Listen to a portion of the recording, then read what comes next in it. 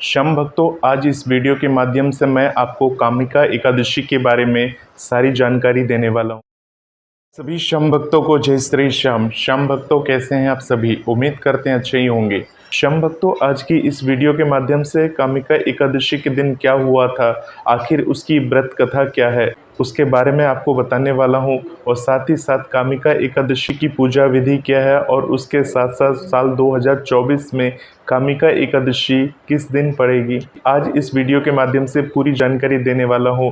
और ज़रूर जानिए कि कामिका एकादशी साल 2024 की महत्वपूर्ण एकादशी क्यों कहलाती है। तो शम भक्तों, श्रावण मास की सबसे पहली एकादशी यानी कि सावन मास की कृष्ण पक्ष की जो सबसे पहली एकादशी होती है, उसे कामिका एकादशी के नाम से जाना जाता है। शम भक्तों, ऐसा माना जाता है कि अगर आप किसी भी एकादशी की कथा को सुनते हैं तो भगवान विष्णु और माता लक्ष्मी की कृपा बरसती है। इसलिए इस वीडियो को कथा के माध्यम से शुरू करेंगे और उसके बाद जानेंगे कि साल 2024 में कामिका एकादशी कब की पड़ेगी। शम भक्तों, इस कथा की शुरुआत होती है एक गांव से, यानी कि किसी गांव में एक क्रोधी व्यक्ति रहता था और वो अपने क्रोध पर कंट्रोल नहीं रख पाता था, यानी काबू नहीं रख पाता था, जिसके कारण से गांव में वो आए दिन किसी न किसी व्यक्ति से लड़ता रहता था और इस तरह से गांव के व्यक्ति उसे क्रोधी व्यक्ति के रूप में जानते थे। शम भक्तों, एक बार की बात है, वो क्रोधी व्यक्ति किसी काम से कहीं जा रहा था,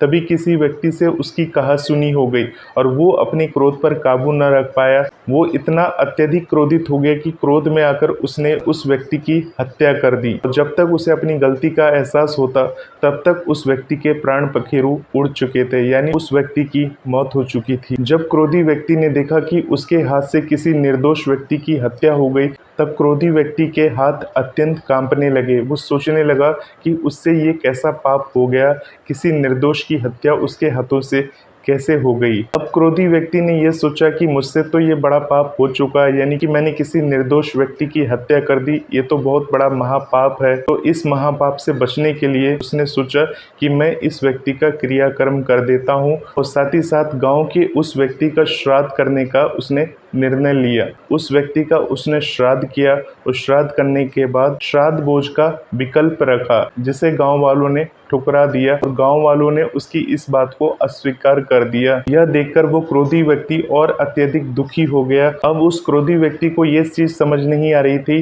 जिस क्रोध के कारण उससे इतनी बड़ी गलती हुई, उसका पश्चाताप कैसे करना है, यानी उस पाप से कैसे निकलना है। और ये सोच सोचकर वो क्रोधी व्यक्ति अत्यधिक दुखी रहने लगा। वो क्रोधी व्यक्ति इधर उधर भटकता रहता और हर वक्त यही सोचता कि उसने इतना बड़ा पाप किया, उस पाप से उसे कैसे मुक्ति मिलेगी। और यही सोचते सोचते वो एक ऋषि के पास पहुंचा। उस ऋषि को उसने अपनी सारी बात बताई, सारी व्यथा बताई।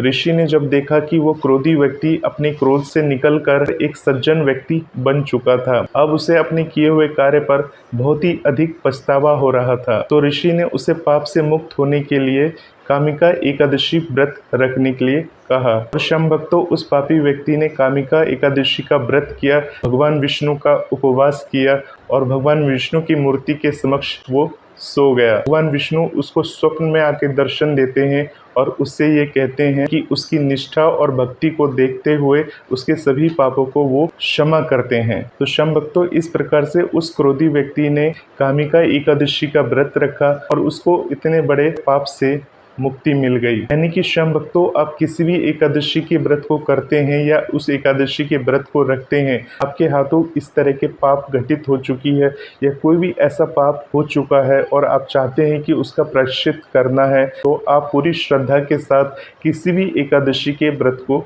रख सकते हैं। सभी एकादशी के अलग अलग महत्व है, सभी एकादशी की अलग अलग कथा है। तो शम भक्तों, ऐसा कहा जाता है कि जो कामिका एकादशी की इस कथा को सुनता है श्रद्धा पूर्वक और भगवान विष्णु और माता लक्ष्मी का ध्यान करता है, भगवान उसकी सभी मनोकामनाओं को और इच्छाओं को पूरी करते हैं और साथ ही साथ उसे वाजपेयी यज्ञ का फल भी प्राप्त होता है। चलिए शम भक्तों, अब बात करते हैं कि आपको कामिका एकादशी व्रत की पूजा कैसे करनी चाहिए। शम भक्तों, जिस दिन कामिका एकादशी व्रत आप रखेंगे उस दिन आपको सुबह सुबह जल्दी उठ जाना है और शौच इत्यादि से निर्वृत्त होकर आपको स्नान कर लेना है।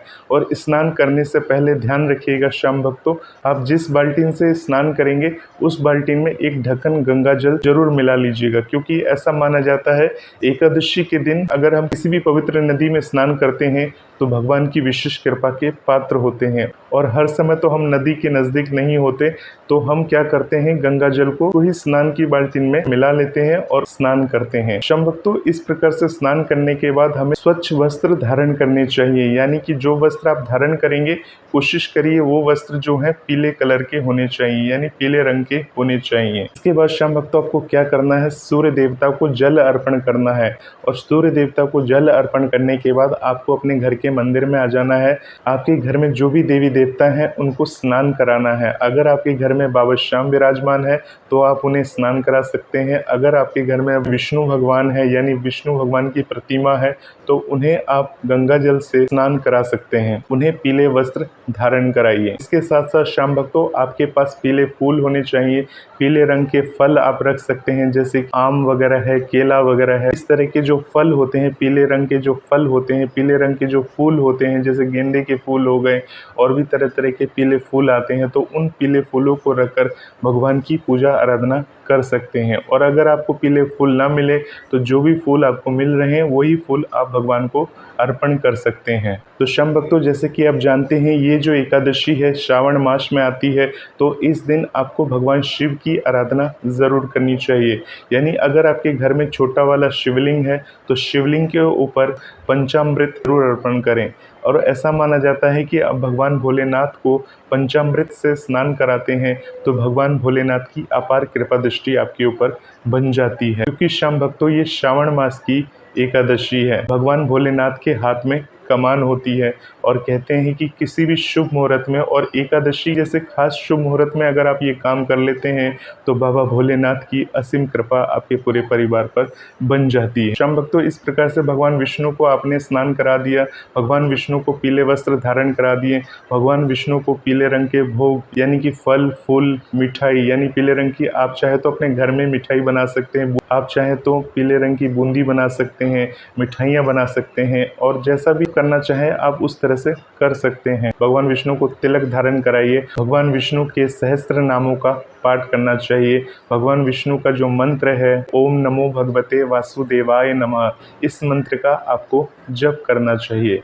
अब श्याम भक्तों, आप पूछेंगे इस मंत्र का कितनी बार जप करना चाहिए, तो श्याम भक्तों एकादशी का पवित्र दिन है तो कोशिश कर सकते हैं 21 बार, 51 बार, 108 बार, जैसे आपके पास समय है और जैसा आपका भाव है, जैसा आपकी श्रद्धा है, उसके हिसाब से आप इन मंत्रों का जप कर सकते हैं। तो श्याम भक्तों, इस प्रकार से भगवान की पूजा आराधना करने के बाद भगवान श्री गणेश की आरती कर लीजिए, भगवान विष्णु जी की आरती कर लीजिए, और जिस देवी देवता की आप आरती करते हैं उनकी आरती कर लीजिए, अपनी इष्ट देवता की आरती कर लीजिए। और आरती करने के बाद भगवान के समक्ष हाथ जोड़कर प्रार्थना करें कि हे भगवान, आज का दिन विशेष है, खास है और आपको समर्पित है, और आज इस व्रत की हम शुरुआत करने जा रहे हैं, आप हमारे इस व्रत को सफल जरूर करिएगा। श्याम भक्तों, ये तो संकल्प हो गया। जब आप नहा धोकर भगवान सूर्य को जल अर्पण करेंगे और अर्पण करने के बाद जब आप अपनी पूजा के मंदिर में बैठेंगे उस समय आपको भगवान के समक्ष इस प्रकार से संकल्प लेकर उसके बाद बाकी सारी कामों को आप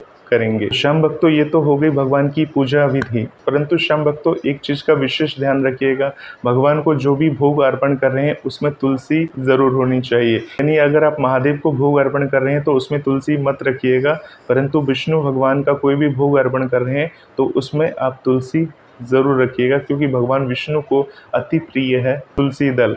और ऐसा माना जाता है कि अगर आप तुलसी रखकर भगवान को भोग लगाते हैं तो भगवान आपके भोग को ज़रूर स्वीकार करते हैं। चलिए श्याम भक्तों, अब बात कर लेते हैं कि साल 2024 में कामिका एकादशी कब की है। तो श्याम भक्तों, साल 2024 में जो कामिका एकादशी तिथि की शुरुआत होगी वो 30 जुलाई 2024 को शाम 4:44 से तिथि की शुरुआत होगी, और ये जो तिथि रहेगी अगले दिन यानी कि 31 जुलाई दोपहर को 3:55 तक ये तिथि रहेगी। 3:55 के बाद से द्वादशी तिथि लग जाएगी। यानी कि श्याम भक्तों, उदया तिथि के अनुसार इस व्रत को आपको 31 जुलाई 2024 को रखना है। और श्याम भक्तों, इस व्रत का जो पारण होगा यानी इस व्रत को जो खोलने का समय होगा वो अगले दिन यानी कि 1 अगस्त 2024 को सुबह 5:43 से लेकर 8:24 तक के अंदर आप इस व्रत को खोल सकते हैं। शम भक्तों, ये जो व्रत खोलने का समय बताया गया है,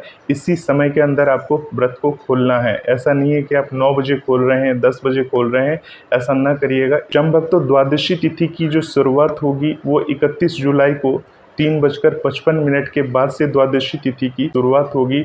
ये जो तिथि समाप्त होगी ये अगले दिन यानी कि 1 अगस्त 2024 को दोपहर 3:28 पर इस तिथि की समाप्ति हो जाएगी। शम भक्तों, अगर बाबा श्याम के नाम की ज्योत जलाते हैं, बाबा श्याम के नाम से अगर आप हवन करते हैं या बाबा श्याम की ज्योत जलाते हैं तो द्वादशी तिथि पर करना शुभ माना जाता है। तो शम भक्तों, बहुत सारे भक्त बाबा श्याम की जो ज्योत होते हैं वो एकादशी पर भी लेते हैं। बहुत सारे जो श्याम भक्त हैं बाबा श्याम की जो ज्योत है वो द्वादशी पर भी लेते हैं। तो शम भक्तों, एकादशी वाले दिन यानी संध्या के समय आप बाबा श्याम की ज्योत ले सकते हैं, नहीं तो 1 तारीख की सुबह सुबह बाबा श्याम की ज्योत ले सकते हैं। इस तरह से आप भगवान को खुश कर सकते हैं। तो शम भक्तों, इस प्रकार से आप व्रत रखिए, भगवान की विशेष कृपा आपके पूरे परिवार पर बनी रहेगी। सभी शम भक्तों को कामिका एकादशी की हार्दिक शुभकामनाएं।